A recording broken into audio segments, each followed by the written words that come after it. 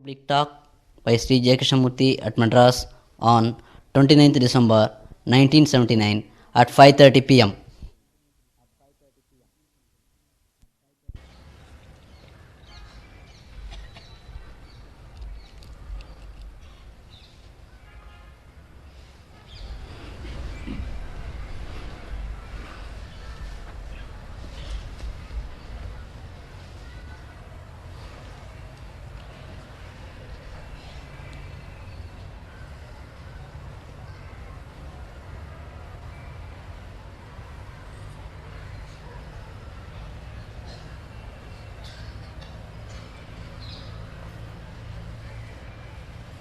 May we continue with what we were talking about last weekend.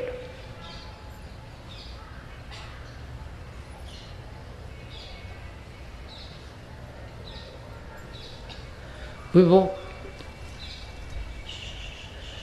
having a conversation between you and me, speaker, about the nature of the mind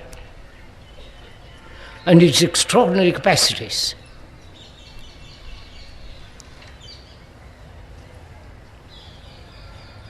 And we human beings, through millennia after millennia, have reduced this capacity to a very narrow, limited field.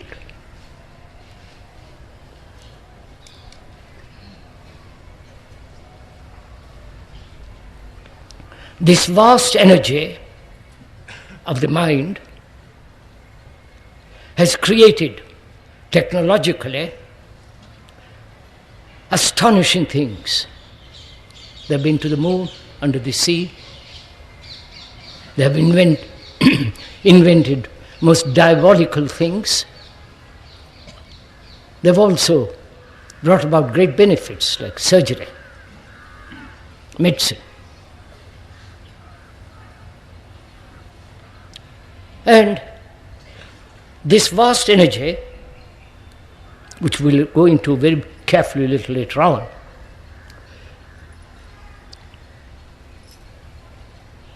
has been curtailed, limited, narrowed down into our lives, as our lives, which are basically, if one observes it closely, a field of struggle, a field of conflict, an area in which human beings are against each other, destroying each other. They have not only destroyed human beings, but also they're exploiting the earth, the mind, and the seas. The word exploit means to use another for one's own profit. This exploitation goes on in every field of life. The oppressor becomes the oppressed, as is happening in this country. And one wonders why human beings live the way we are living. The battle, the conflict, the confusion, the utter misery, sorrow, pleasure, and joys that soon fade away. We are left empty-handed, bitter, cynical, not believing in not a thing, or we turn to tradition, which is perhaps the safe thing to do. And even that tradition is now losing its grip. And if you observe very closely, the mind is now living not only physically, but much more psychologically, on commentaries, books, scriptures, the Bible and the Quran. What happens to a mind that lives on books, which we're all doing, not only in the schools, colleges and universities, but also religiously. I'm using the word religious in the ordinary sense of the word.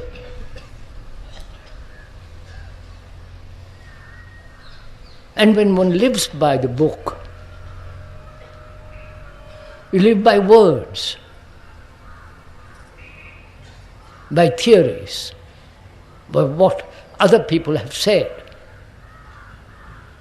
And when one lives in that fashion, degeneration obviously must take place. Or you go back to the book, as the Islamic world is doing, and use that as an authority. Brutal, dogmatic, cruel, and destructive. And in this country too, the Indians, the Hindus, whatever your name be, you have lived by the book.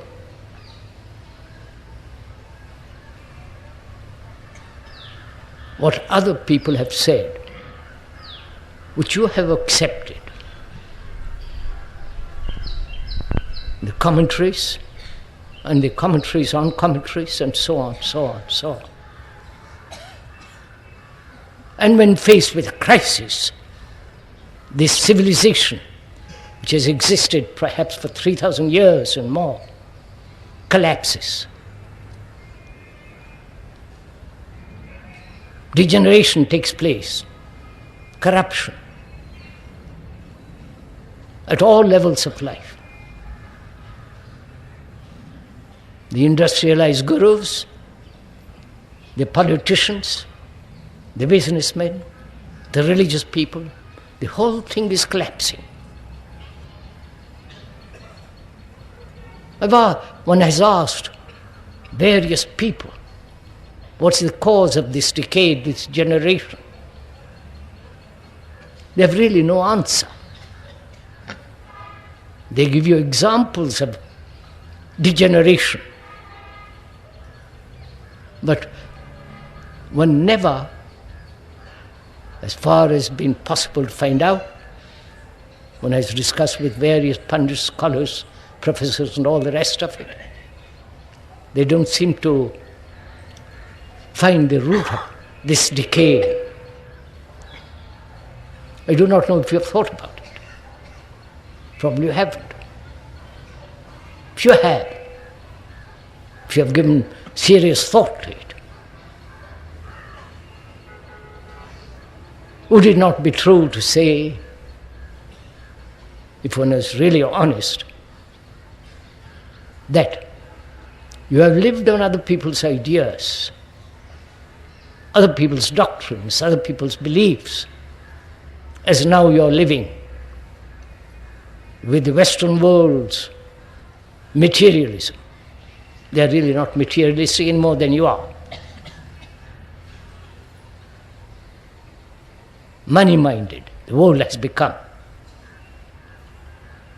Do anything for money, which means power, position. And so, the cause apparently, subject to correction, further investigation, is that when one lives a second-hand life,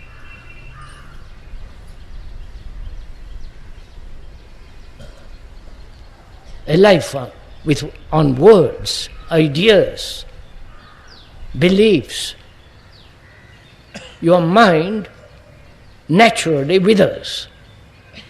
The totality of the mind. You may be excellent lawyer, or a good carpenter. I doubt if any of you are carpenters here. But you are all very good lawyers, professors, businessmen, and so on. So, we are together thinking over this problem. That is, the mind, we mean by that word all the active senses with their neurological reactions, the mind, all the emotions, all the desires, the various technological, professional knowledge, and the cultivation of memory, which is the capacity to think clearly or confusedly. And this mind, from past millennia, has been seeking the germ which man has planted from the beginning of time, which has never flowered, that seed of real religiosity. Because without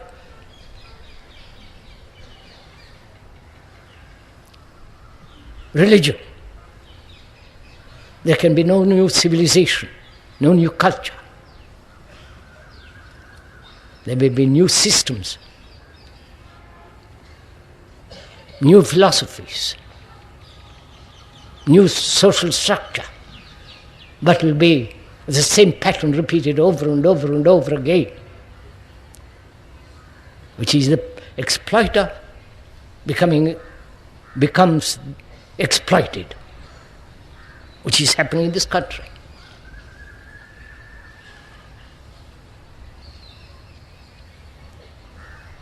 So, why have human beings, with their extraordinary minds, I'm using the word extraordinary in its deliberate sense, not exaggerated at all.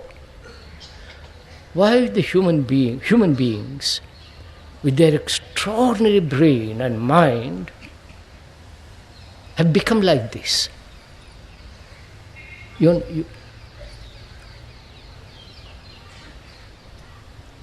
Living in a narrow grooves,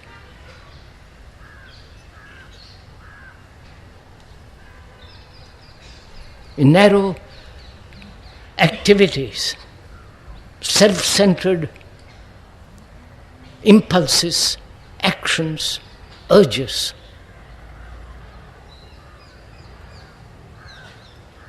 Why? Please, sirs, as we pointed out the other day, we are thinking together. This is not a speech or a lecture or a sermon,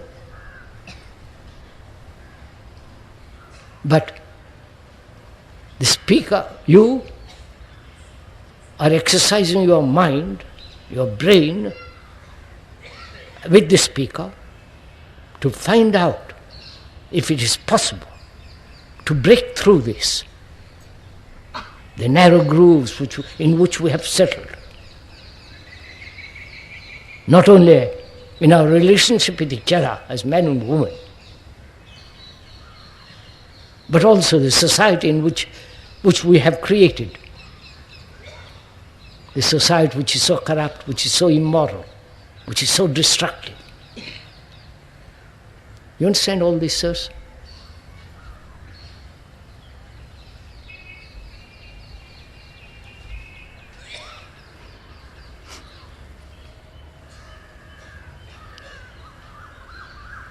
So what shall we do?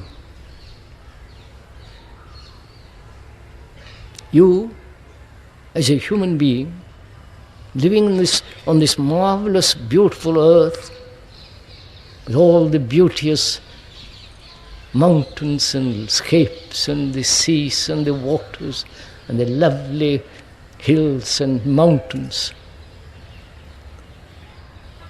Which is not poetic, I'm just pointing out.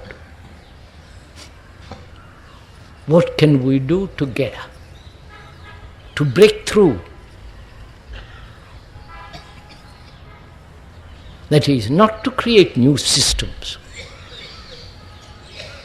new social systems, new social religious orders, new set of beliefs and ideals and dogmas, new rituals.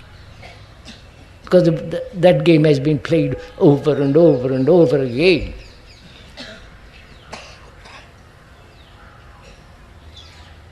So to bring about a different world, if you're at all serious,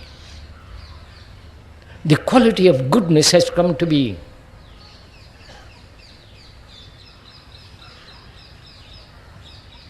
The word good means to be whole,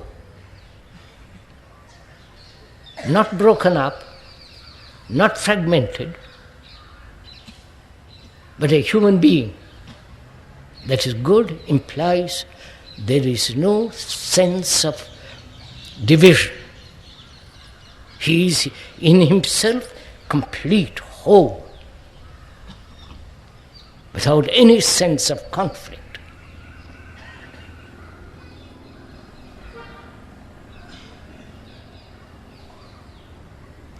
And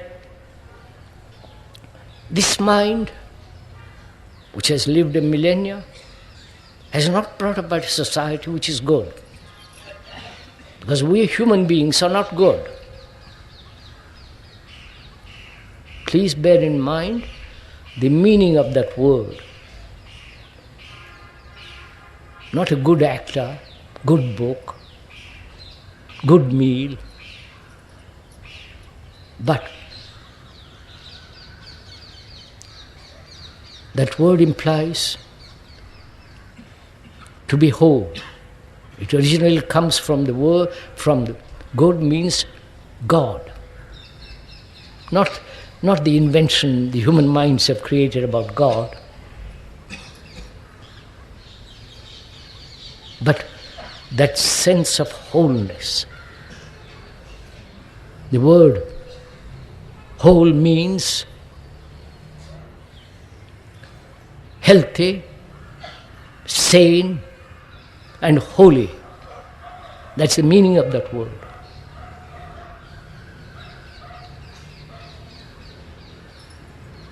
How can we transform this mind with its emotions, senses, and that extraordinary brain which has evolved through millennia, carrying thousands of experiences, knowledge, and every part of the brain is full of memories, not only the inherited memories, the genetic memories, but also the memories that are acquired recently. It is all there as knowledge.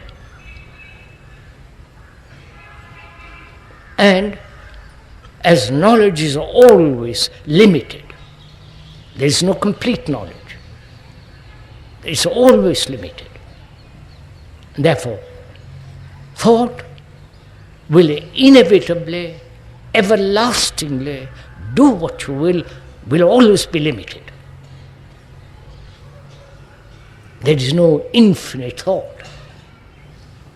There is no complete thought. I don't know if you have not observed all this in yourselves. But thought has become most important in our lives. all our meditations are based on thought and desire. All our activities are based on thought. All our sexual relationship is based on thought. The past memories, the past pleasures, the pictures that you have created, the remembrance of all this is the operation of thought. The gods, the scriptures, the Bible, Quran, everything on earth that man has created is brought out by thought. Going to the moon has to be thought out precisely. Every part of that machinery has to be perfect. I believe 300,000 people were employed in it.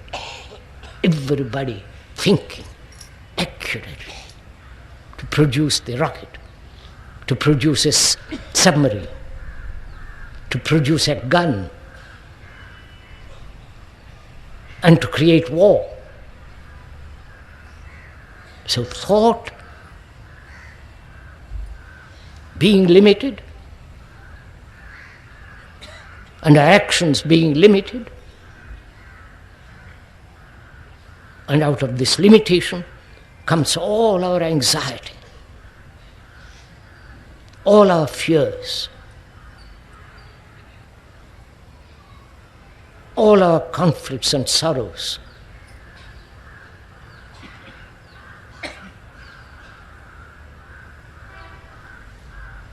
And this thought, in its movement, is using extraordinary amount of energy to build a house, to have a beautiful garden. It must spend a great deal of energy. The way you go to the office every day, from 9 to 5 or whatever time you spend there, the boredom, the routine, the ugliness, all that, the extraordinary amount of energy used.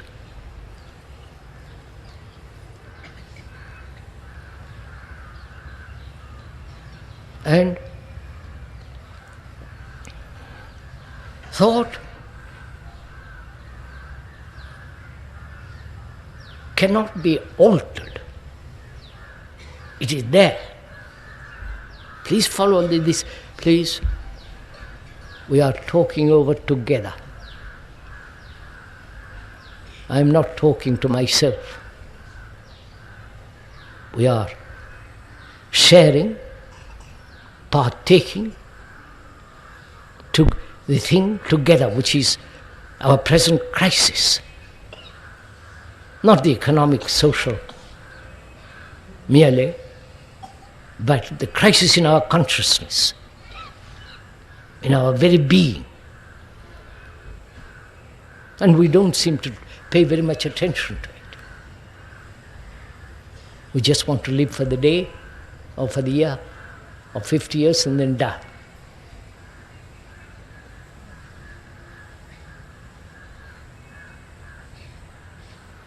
It's a crisis in our consciousness, not the crisis of the exploiter being exploited, not the crisis of a new system, crisis of a war, and so on. It's a crisis in the very being of human beings.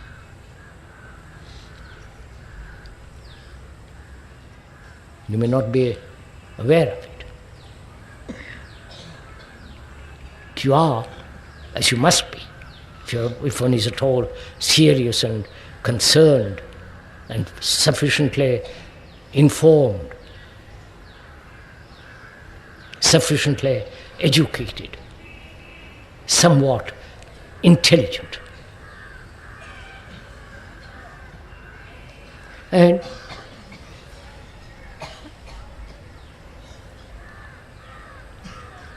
How can this, in what manner, this consciousness can be transformed? You understand? Our consciousness, you, are the result, the consciousness is the result of all the things that have happened to you as a human being, not as an individual, as a human being. Whether he lives in America, Russia, or whatever it is. His content of his mind, his action, his consciousness, action, belief, fear, pleasure, dogmas, superstitions, illusions, believe in God or not believe in God, authority, obedience,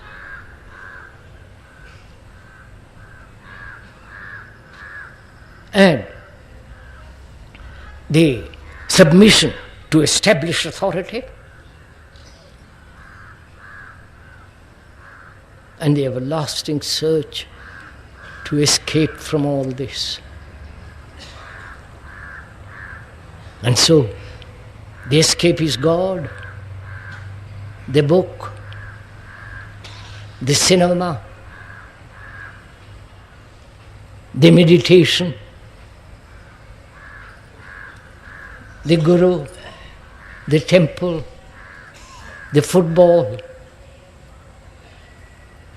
and cricket in this country.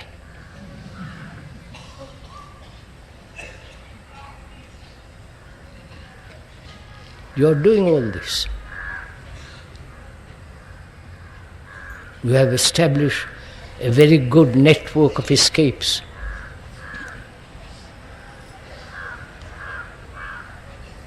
But we haven't solved the problem.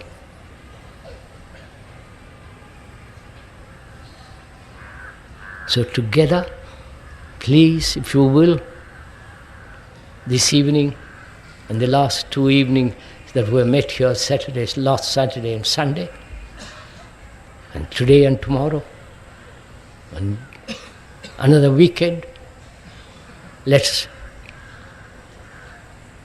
think out this thing together. That is, put our hearts and minds into this to find out.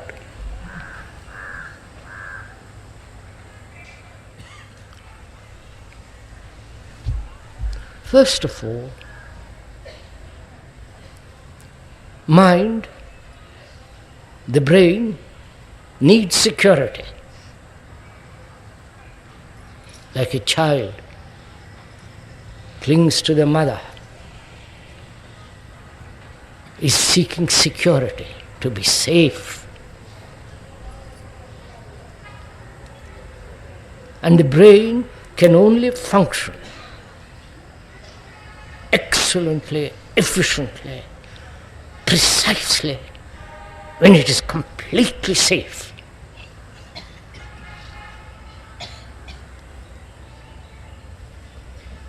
Our education helps to find this safety, this protection in careers, in jobs, in specialized human beings. Please follow all this, you are in it. A doctor, a surgeon, if he's honest, good. He's safe there. His brain has been educated for 10 years to be an excellent doctor. And in that, the brain has found complete safety. And an engineer, a scientist. So, careers, jobs, systems are offering security. Like a nation, you understand, is offering a security. A family as a unit is offering security to the brain. And that brain is not yours or mine, it's brain of human beings, which has evolved through millennia. And in this security, if you have observed, there is total insecurity.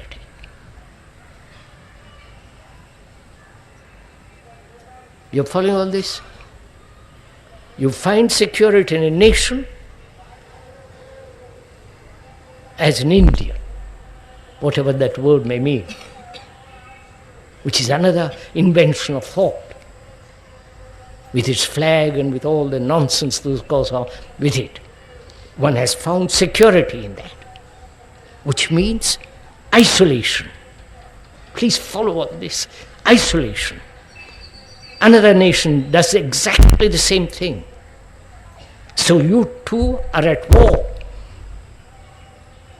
perpetually, economically, socially, morally, and religiously. You're following all this? But the brain needs an enormous sense of protection, safety, security. Where does one find it? You're following all this? Not in the family. You know what the family are. You must know it very well.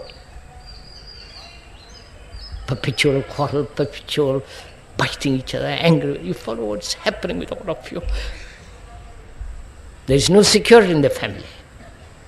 There is no security in the nation. There is no security in careers. Because there are 1,000 people of that career. There is no security in your temples, in your gods, in your beliefs, in your dogmas. None in the books. Books are words. And your brain is now living on words, finding safety there in words.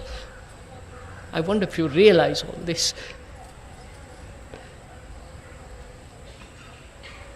So where is there security? Which the brain must have.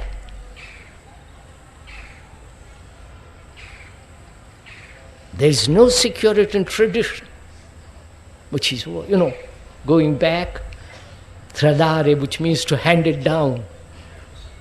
There is no security in that.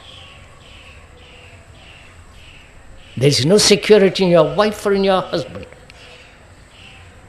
You may like it. You may want to hold on. Be attached. But in that there is no security either. So one asks, you're asking, not I'm not asking. You're asking whether is there any security at all. You understand? For the brain to feel safe, protected, to have a sense of complete certainty.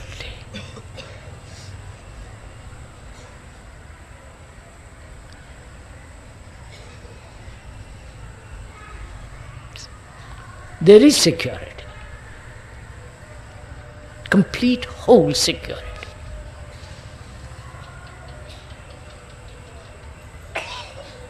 We'll go into that just a minute.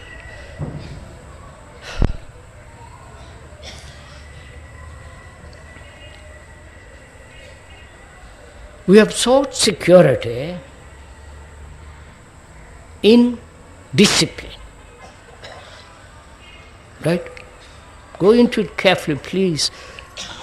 We have sought security in discipline.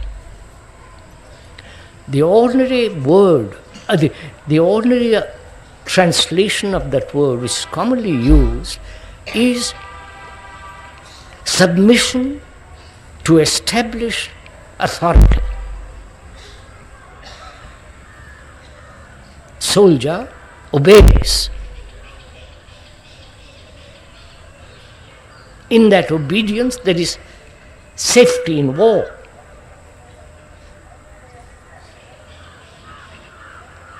In the school, the discipline is to conform to the pattern. University. So the brain is trained. Please watch your own brains, for God's sake. Your brains are being trained through ages to conform to established authority. Either the authority is the tradition, the authority of a superior who has more knowledge, the authority of power, the authority one who says, I know, you don't know, the authority of an ideal, the authority of the priest, the authority of Christ, Krishna, Buddha, all that. So our brains, please watch your brains, is trained,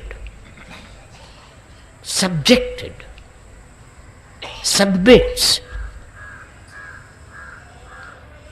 to established outside order or inside order, inside discipline. Essentially to obey.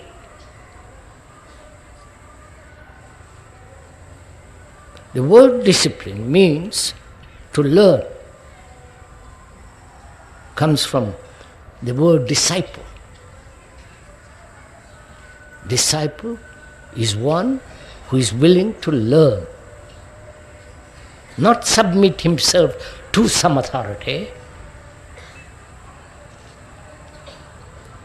but having the urge, the intent, the beauty to learn. And so what we have done is to make that word, which is to learn, to conform, to obey, because there is safety. Not in learning, follow all this please, not in the capacity to learn, but the capacity to obey, the capacity to conform, to imitate. You understand this?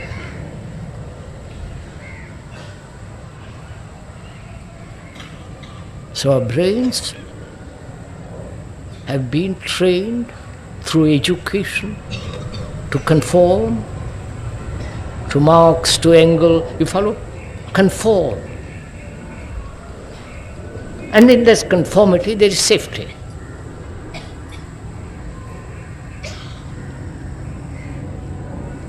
And so there is conflict. You understand? There is rebellion, revolt against authority, and that very revolt creates its own authority. And so the mind moves from one authority to another, one knowledge to another. And we think discipline, in the ordinary sense of the word we are using, we think that discipline will bring order. You're all waiting to have order in this country, to have a good dictator, right? Because there is such disorder. So you're all saying we must have discipline. Aren't you saying all that? And the politicians are shouting it. So let's inquire into what is order. You understand, sirs? Now please listen carefully. Forgive me if I sound rather emphatic. If you have observed, we said the brain has extraordinary energy. Of incalculable energy. And that energy now is being used in a very narrow, limited way. Right? Obedience, fear, pleasure, this sense of individual importance, and caught in extraordinary conflicts between each other, and the eventual thing called sorrow, and finally death, the ending. Now, we have examined carefully the quality of a mind that is whole, that's good, which means holy, H-O-L-Y, not the holiness of priests or the temples, that there is no holiness in it. So, we are saying, this energy is being misused. And that's why there is such tremendous crisis in our lives. We are coming to a great crisis, or we are in it, which is our consciousness. The content of our consciousness is our consciousness. Content being fear, anxiety, action, exploitation, grief, misery, confusion, pride, envy, all that is our consciousness. And we are asking, can that consciousness be transformed totally? Something totally beyond. And we are saying it can. That is, it can be transformed, and there is a different kind of security. Not the security which thought has created, which is not security. And if in listening to what is being said, and you are following it carefully, you are awakening that intelligence. You are following this? In that intelligence there is complete security. we are using the word intelligence in a different sense. The word intelligence means, ordinarily, the capacity to understand, to discern, to subtly read between the lines. Interleggere means to read between the lines, from Latin, Greek and so on. I won't go into the etymological meaning. So,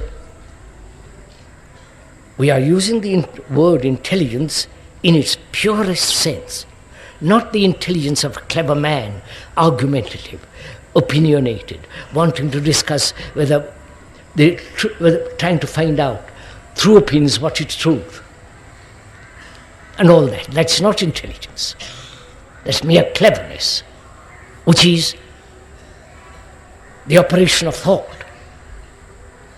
We are saying intelligence is not the product of thought. Intelligence, please, I'm going to it now, please listen. Intelligence is the observation of these facts. The facts that discipline has been made to submit, right? Submit to authority. If you see the falseness of that, if you see what are the implications in that word discipline, which is to conform to authority, submitting everything to accept that. If you see If you understand that is, if you understand the truth of that is to learn. If you see the truth of that, you are awakening intelligence. So you will no longer submit to external or inward authority. I'm not saying you shouldn't pay tax. Don't jump into that. Or the policeman. You can't drive on the wrong side of the road. So if you observe how discipline has become, the ordinary word discipline, as a means of security, right? And you see in that discipline conformity creates conflict. And if you see that, observe it closely, that very observation is the awakening of intelligence, which is to learn. Learning is a movement, not a static state. All right? So, we're going to examine what is order. To find out the order that has been created by man through thought, with a desire to be secure, and is there security in that order? If there is not, then the discovery of that which is disorder is the awakening of intelligence. You're following all this? So, when there is this intelligence, in that there's complete and total security.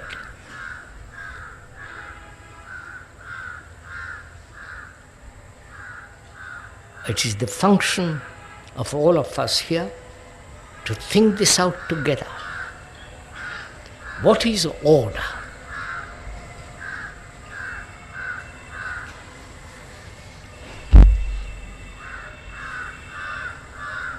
I hope you're all working as hard as I'm working.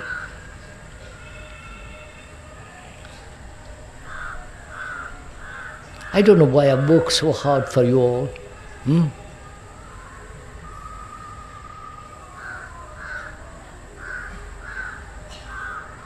I know you'll go back home and do exactly the same thing as you did before.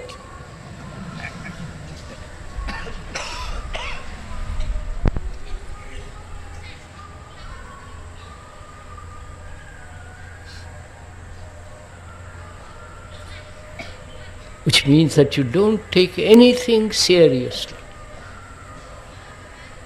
As long as your little jobs, little house, a wife and a few children, and God knows what else, doesn't matter what happens, just little corner of the vast field of humanity.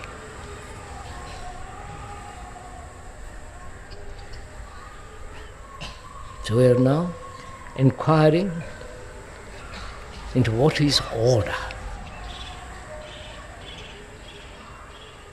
which one must have.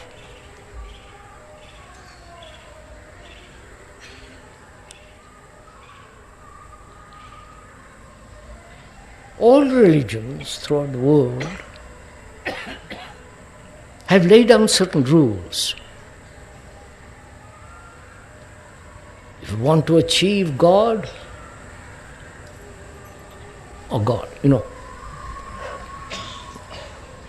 you must be a celibate, you must be poor, you must have the capacity to obey. Haven't you noticed all this?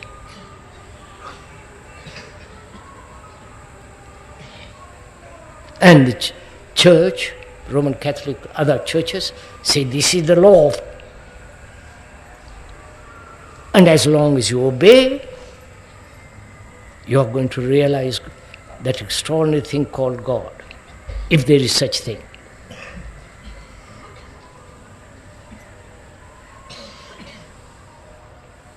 That's order. Joining an organization, please listen to all this, spiritual or worldly, joining it, you feel safe, and the organization says you must do this, you must do that, you must not do this. And you are trained to obey. And this obedience is called order. You go to the office. I don't know why you go to offices. No, sir, don't laugh. Just think of it. Going every day of your life for the next 50, 60 years. See the tragedy of it all. And you say, if I don't go, how shall I support my family? How shall I educate my children? I must have money. So I must be stupid. We don't want to find a new way of living. We have created this society, we human beings, and we won't change it.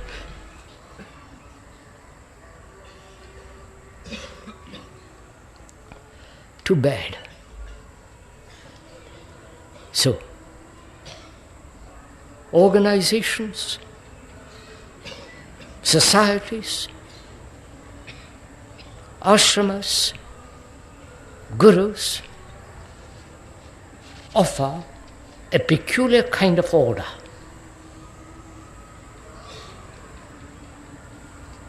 And most people, intelligent people, are rebelling against it, throwing out all that kind of order. But in their rebellion, they are creating an order which is also disorder.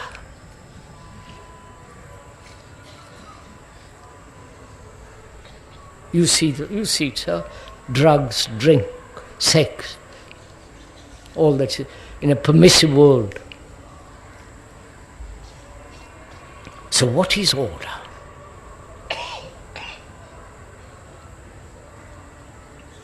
Order, please listen, in which there is no conformity. No, I'm using the word carefully, please, attention. I'm using the word no discipline. Discipline in the sense submitting to authority. But discipline in the real meaning of that word, to learn. When the mind is learning, it's creating its own discipline. Not discipline of conformity. The discipline that comes through attention. That is how I call. So when you are learning, as we are doing now, I hope you are. When you are learning now, as we are, your mind is soaking in. If you are alive, if you are sensitive, if you are really hearing what is being said, it's absorbing. Without any compulsion, without any reward, without any punishment. Because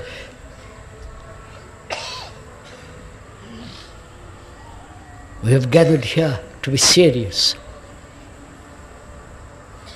And your seriousness is awake, wants to find out.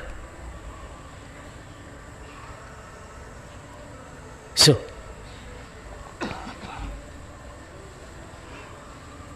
there is order where there is intelligence.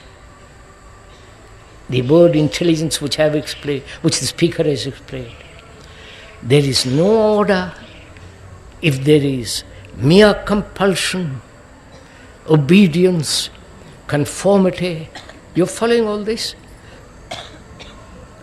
Joining organizations, spiritual this and that, ashramas, dictatorships of the gurus and all that. In that there is no order. And because human beings have done this for millennia, somebody will tell us what to do. I don't know, but tell me, please. That's the cry.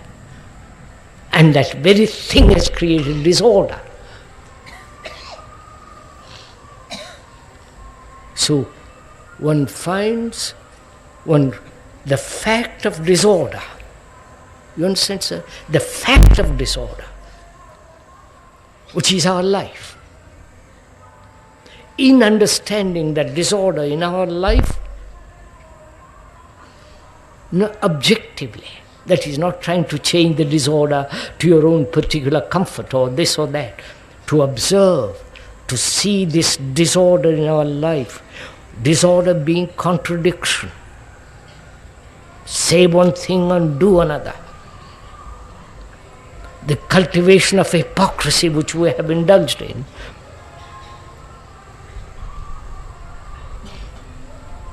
The contradictory desires, contradictory ideals, this desire for power, position, all that's creating in our daily life disorder. If you see that clearly as a fact, then that clear observation brings about intelligence. And that intelligence, wherever it is creating order. You're following all this, for God's sake, follow. It's your life, sirs.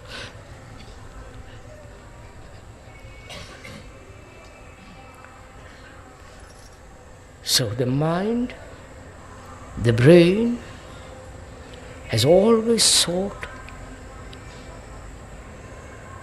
in this confusion, the confusion created by itself. Nobody has created it. You and we all have contributed to this disorder. And if we see this in our life, daily life, the conflicts, the antagonisms, the pride, the arrogance, the vanity, you follow?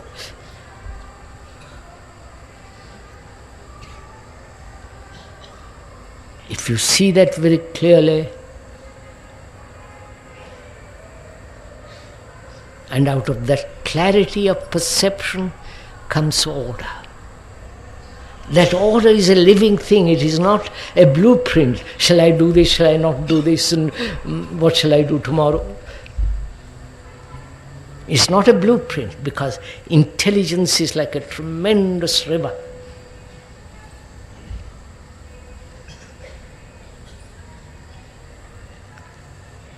So the awakening of intelligence is the beginning of total happy security of human beings. Nowhere else will you have security except in that. And the moment there is that security, which means all the energy which has been expended in these conflicts and in these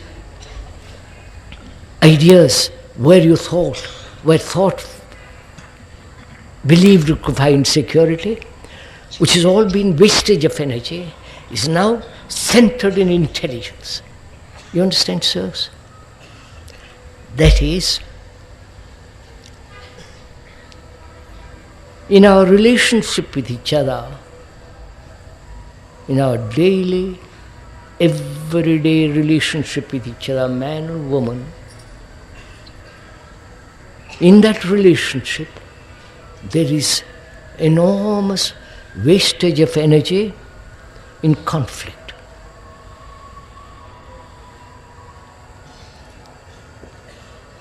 In each one asserting his own importance. You following all this? Each one acting in his own self-centered way, dominated by desire.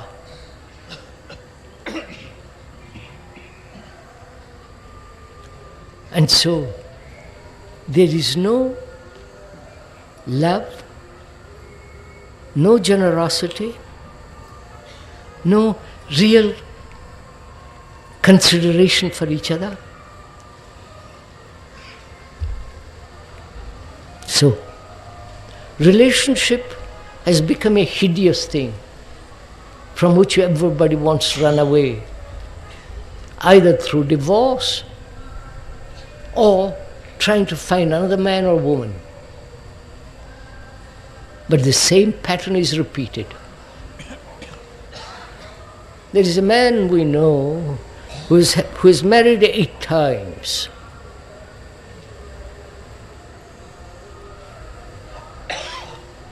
Eight times, you understand? Because he wants a relationship where he can feel safe, happy. He hasn't found it, and you won't either.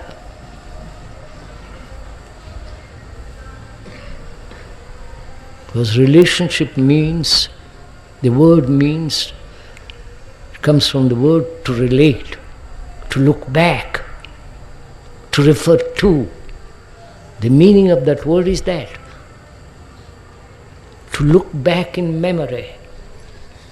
You understand? She's my wife, my husband.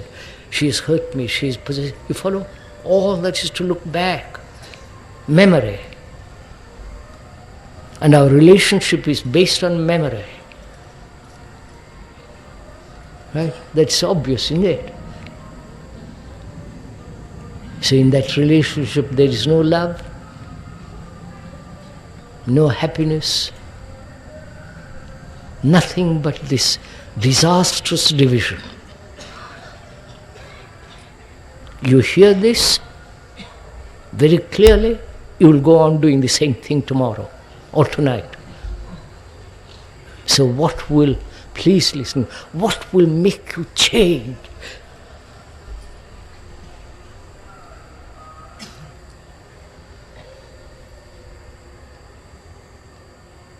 A crisis, knock on the head, sorrow, tears, all that has happened. Crisis after crisis. We have shed tears endlessly.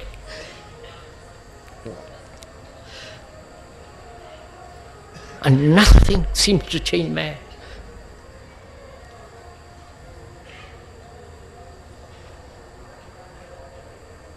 Because you are relying on somebody else to do the job.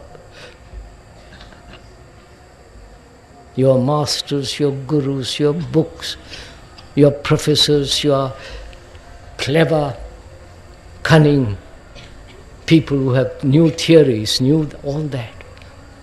Nobody says, I'm going to find out. Because the whole history of mankind is in you. And we never read our book.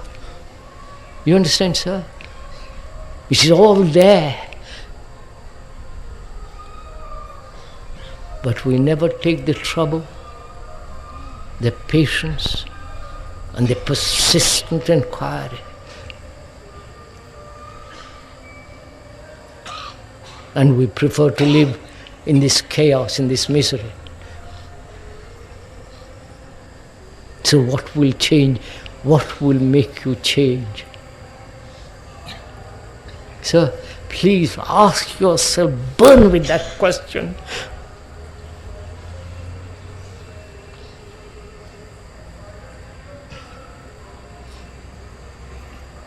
Because we have fallen into the habit of meditation, and we won't break that habit. Because we are always thinking we're going to get something. So, conscious meditation is no meditation. You understand what I'm saying? To deliberately sit down, repeat mantras and nothing, that's not meditation. That's a cheap escape.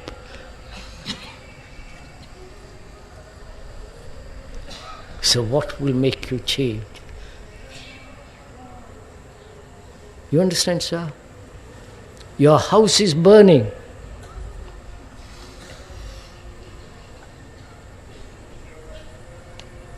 And apparently, you don't pay attention.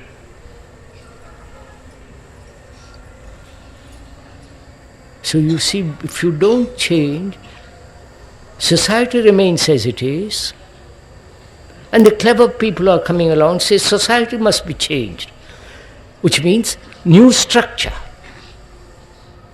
And through that structure, hope to change man. Do you follow all this? And then say, yes, we are doing both, change man and the new structure. The structure then becomes more important than man, as all revolutions have pointed out. So, after listening for an hour and 5 minutes or 10 minutes,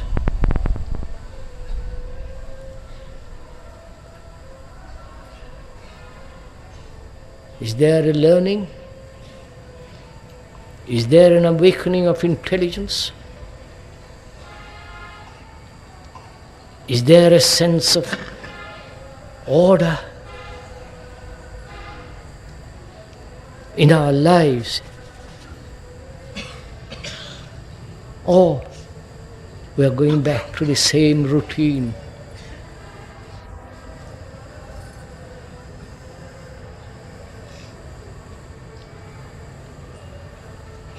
So, sirs and ladies,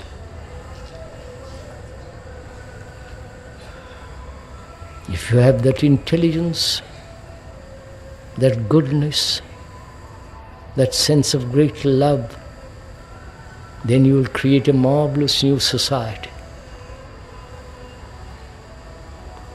where we can all live happily. It's our earth, not Indian earth or the English earth or the Russian earth. It's our earth, where we can live happily, intelligently, not at each other's throats. So please, give your heart and mind to find out why you don't change.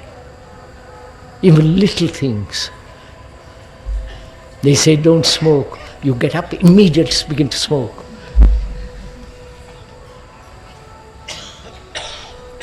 See yours. So please pay attention to your own life. You've got extraordinary capacity, sirs.